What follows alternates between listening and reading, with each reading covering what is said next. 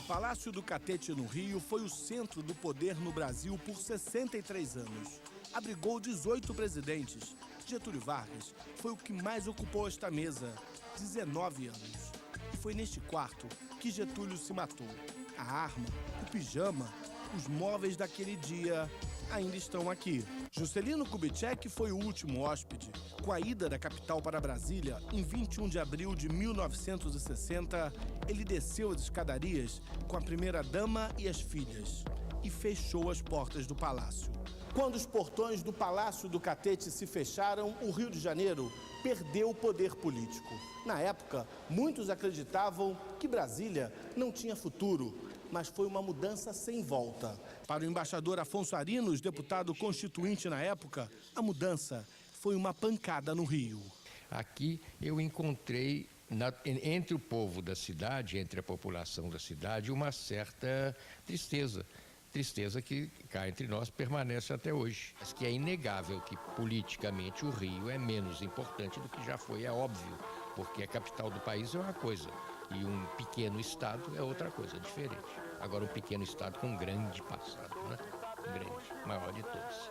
No mesmo ano, diante da mobilização entre os grupos políticos cariocas e sem saber os rumos que o Rio de Janeiro tomaria, a cidade do Rio se transformou em estado da Guanabara, que ocupava o território da ex-capital.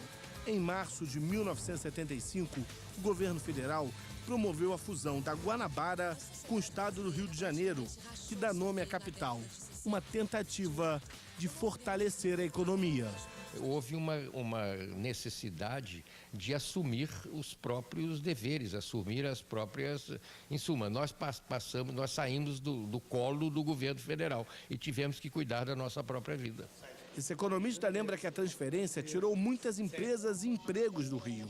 Nos anos 70, o crescimento industrial no estado caiu para metade da média nacional.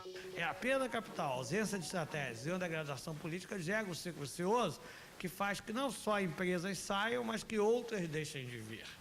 Meio século depois, o futuro parece menos sombrio do que em 1960. A riqueza do petróleo pode finalmente superar o trauma da perda da capital.